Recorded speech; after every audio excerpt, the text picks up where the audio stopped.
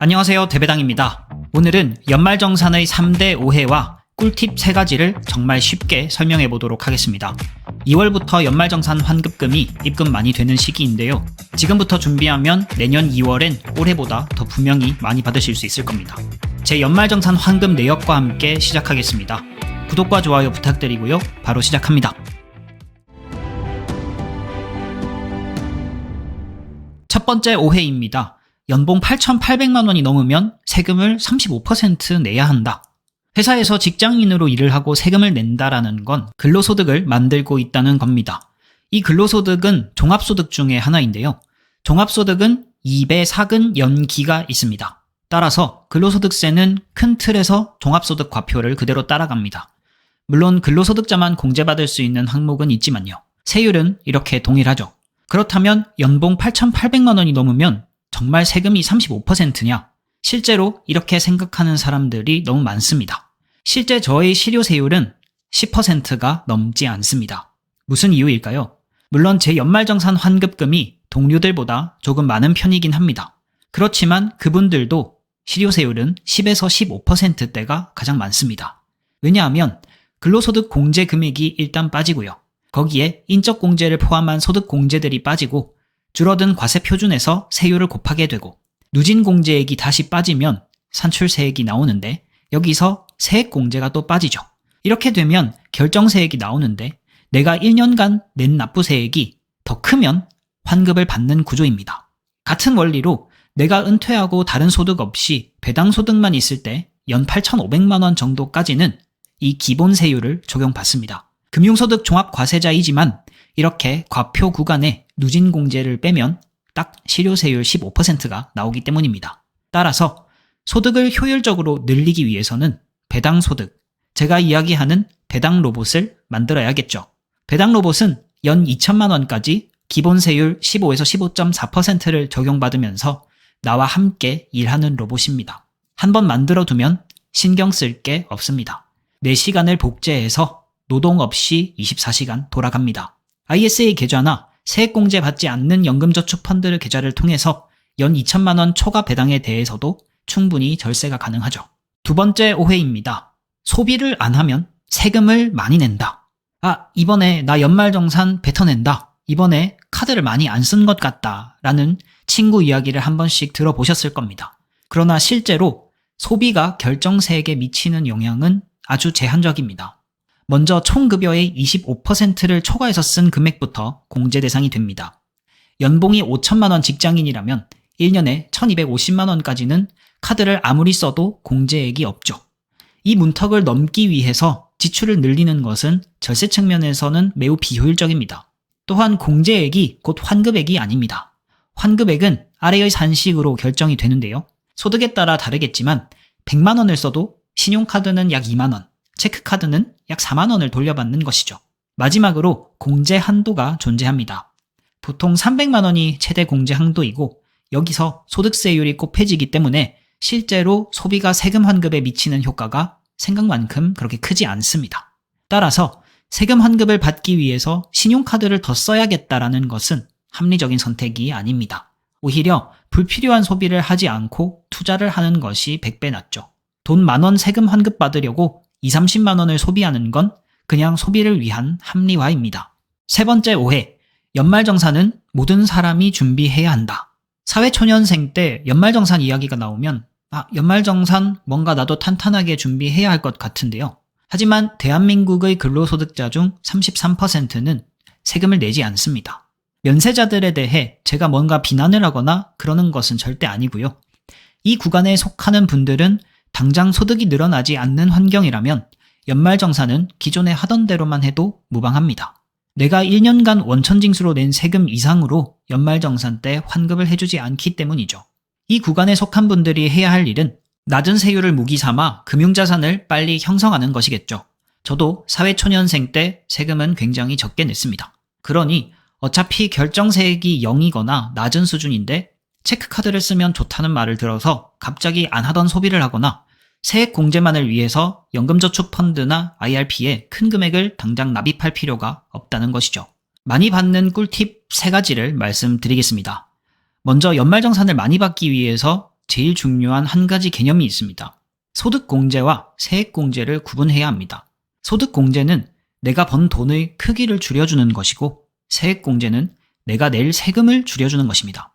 따라서 소득공제는 소득의 크기가 큰 고소득자분들에게 그 효과가 크고 세액공제는 이미 나온 산출세액에서 세금을 빼는 것이기 때문에 모두에게 효과가 좋습니다. 첫 번째 연말정산 꿀팁은 빚을 내서 집을 사라는 것입니다. 네, 진짜 당장 빚투에서 집을 사라는 이야기는 아닙니다. 다만 집을 살 때 빚을 많이 내면 연말정산에 굉장히 유리합니다. 저는 집을 키워가는 투자를 하지 않습니다. 금융자산을 키워가야 한다는 주장, 즉 장기 투자를 하는 사람이니까요. 하지만 저는 빚을 내서 집을 산 상태죠. 다만 저에게 집은 투자자산의 용도보다는 사용자산으로 여길 뿐입니다. 결론부터 말씀드리면 연말정산 환급금의 가장 큰 효과는 바로 빚내서 집 사기입니다. 특히 소득공제 항목이기 때문에 소득이 높으면 높을수록 효과가 커집니다. 조건이 있습니다. 취득할 당시 주택 기준 시가가 일정 금액 이하여야 하고요. 상환 방식에 따라 이렇게 세분화되어 있습니다. 보통은 장기로 30-40년 상환을 많이 선택하고 상환 방식도 위 두 가지 항목이 많습니다. 주담대를 한 4억 정도 받았다 하면 40년 체증식 상환 기준 한 달 원리금을 한 160에서 한 200만 원 사이로 내거든요. 그리고 초기에는 대부분 이자기 때문에 많게는 2천만 원을 다 채워서 소득공제를 받을 수 있습니다. 참고로 인적공제, 사람 한 명당 소득공제가 일반적으로 150만 원입니다. 추가 공제를 제외하고요. 그러면 사람 10명에서 한 13명 정도를 연말정산에 추가하는 효과를 가질 수 있습니다.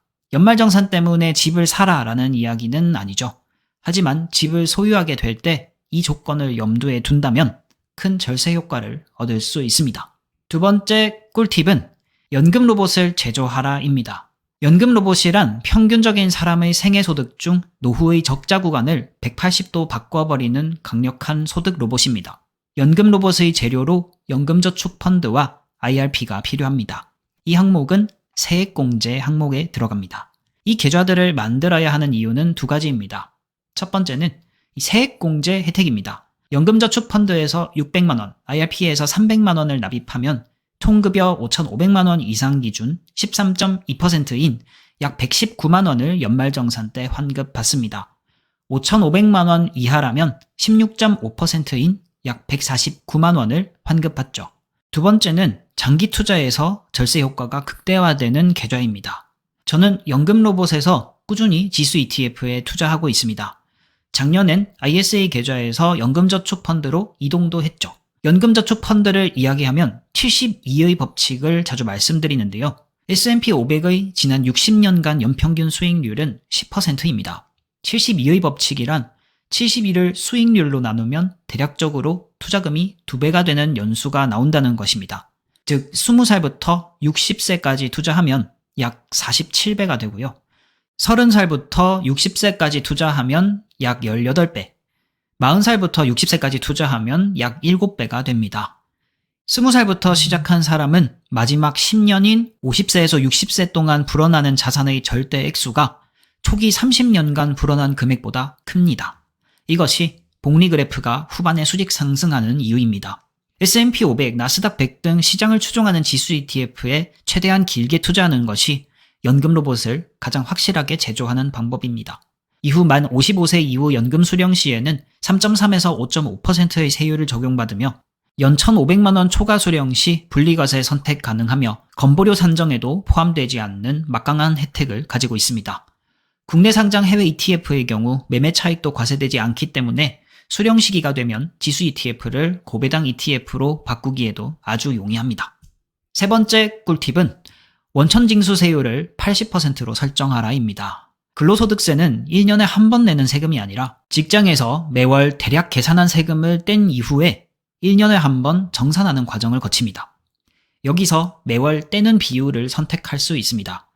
80%, 100%, 120% 중에 선택이 가능하고 대부분의 근로소득자는 100%를 기본값으로 설정합니다. 저는 이것을 80%로 바꿔야 한다는 이야기를 합니다. 80%로 설정해야 하는 이유는 세금을 매월 많이 낼 필요가 없기 때문입니다. 20%에 해당하는 부분을 과세당국에 미리 내는 것이죠. 연말정산 때 많이 받으면 기분이 좋으니까 120%를 선택하는 분들도 있는데요. 그 하루 기분이 좋을 뿐입니다. 화폐의 시간 가치가 존재하고 미리 낸 세금은 가처분 소득을 줄이고 기회비용을 발생시키죠.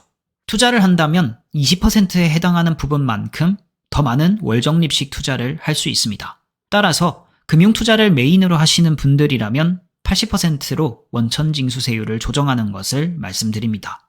회사 사규에 따라서 이게 변경이 안 되는 곳도 있다고 하더라고요.